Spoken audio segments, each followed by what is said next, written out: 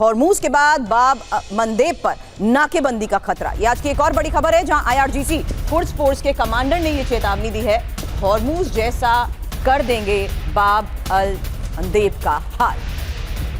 बाब अल मंदेब से आवाजाही को रोक देंगे। हालांकि ईरान की ये नई चेतावनी आखिर बाब अल मंदेब के बारे में क्या है, एक डिटेल इंफॉर्मेशन आपके सामने रखते हैं। और ये एक बहुत इंपॉर्टेंट रूट है। इस रूट की ब्लॉकेड का मतलब क्या है? मनीष से आगे यही सवाल। लेकिन हॉर्मूज जैसा होगा अब बाब अल मंदेब का अंजाम, और बाब अल मंदेब से जहाजों की आवाजाही को रोक देंगे। हॉर्मूज में जो किया वो मंदेब में कर सकते हैं। बड़ी बात यह है कि यमन जिबूती के बीच का ये जलमार्ग है बाब अल मंदेब, और खाड़ी के तेल उत्पादक देशों का आखिरी समुद्री रास्ता।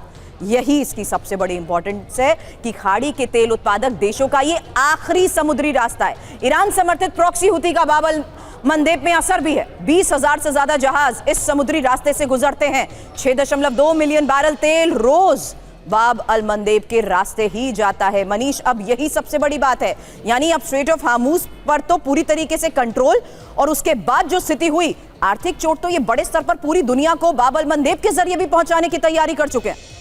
बिल्कुल, देखिए, हुती विद्रोही अगर मान लीजिए बाब अल मंदेब पर पूरी तरह से कंट्रोल ना भी कर पाए, जिस तरह से कि आईआरजीसी हॉर्मूज पर यहाँ इफेक्टिव है, तब भी वो डिस्टर्ब तो कर ही सकते हैं। Exactly. और आप सोचिए कि एक साथ अगर हॉर्मूज भी डिस्टर्ब हो, बाब अल मंदेब भी डिस्टर्ब हो, तो हॉर्मूज की वजह से भारत, चीन या एशिया के कई मुल्कों को दिक्कत हो रही है। वहीं बाब अल मंदेब के डिस्टर्ब होने से यूरोपीय देशों को भारी दिक्कत आएगी। और ये दोनों इंपॉर्टेंट रूट अगर डिस्टर्ब हो गया तो आप समझ लीजिए कि लगभग दुनिया के आधे देश जो हैं वो बुरी तरह से तेल गैस की दिक्कतों का सामना करेंगे। यही ईरान की स्ट्रेटेजी है। आप इसे ब्लैकमेलिंग कह लें या आप इसे कह सकते हैं कि स्ट्रेटेजिक इन्फ्लुएंस करना हो, लेकिन ईरान ने दरअसल इसको एक हथियार के तौर पर इस्तेमाल किया है। और देखा जाए तो ईरान का यह हथियार कारगर रहा है। पहले हॉर्मूज स्ट्रेट भी, और दूसरा जब भी मौका मिले तो मिडिल ईस्ट में जो अमेरिकन बेस है उस पर अटैक कर देना, यह कहकर कि चूंकि अमेरिकन बेस पर हम अटैक कर रहे हैं, हम आप पर अटैक नहीं कर रहे हैं। लेकिन डोनाल्ड ट्रंप की प्रेशर टैक्टिक्स का वाकई ईरान पर कोई असर नहीं हो रहा, क्योंकि ईरान आज इतनी मजबूती के साथ ये चेतावनियां दे रहा है कि क्या डोनाल्ड ट्रंप ही अब पूरी तरीके से फ्रस्ट्रेट हो चुके हैं। ये सवाल इसलिए भी क्योंकि अब खबर ट्रंप और नेतन्याहू के बीच झगड़े को लेकर भी आ गई है। नेतन्याहू से बातचीत के दौरान डोनाल्ड ट्रंप भड़क गए हैं।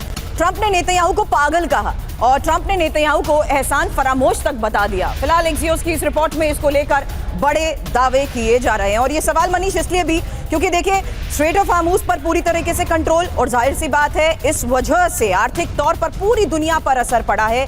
और यही डोनाल्ड ट्रंप के फैसलों में एक सबसे बड़ी वजह साबित हुआ है, जहां उनके ऊपर दबाव है कि वो अगले फेज ऑफ ऑपरेशन की हरी झंडी नहीं दे पाए हैं। वहीं अब नेतन्याहू पर डोनाल्ड ट्रंप जिस तरीके से भड़के हैं, आज की खबर है ट्रंप नेतन्याहू के बीच कहासुनी को लेकर, जहां फोन पर दोनों के बीच बातचीत भी हुई, और नेतन्याहू पर गुस्से में डोनाल्ड ट्रंप चिल्ला दिए।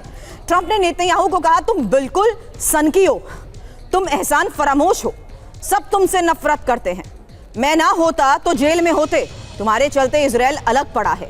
यही इस रिपोर्ट में दावा किया गया। हालांकि लेबनान को लेकर ट्रंप और नेतन्याहू में झगड़े को लेकर खबर है, जहां बेरूत पर हमले से डोनाल्ड ट्रंप भी नाराज है, और ट्रंप को ईरान सीजफायर टूटने की आशंका है।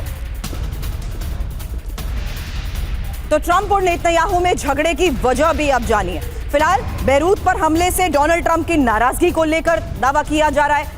अब लेबनान पर इजराइल के हमले और खतरे में ईरान और अमेरिका वार्ता, साथ ही ईरान के साथ डील डोनाल्ड ट्रंप करना चाहते हैं।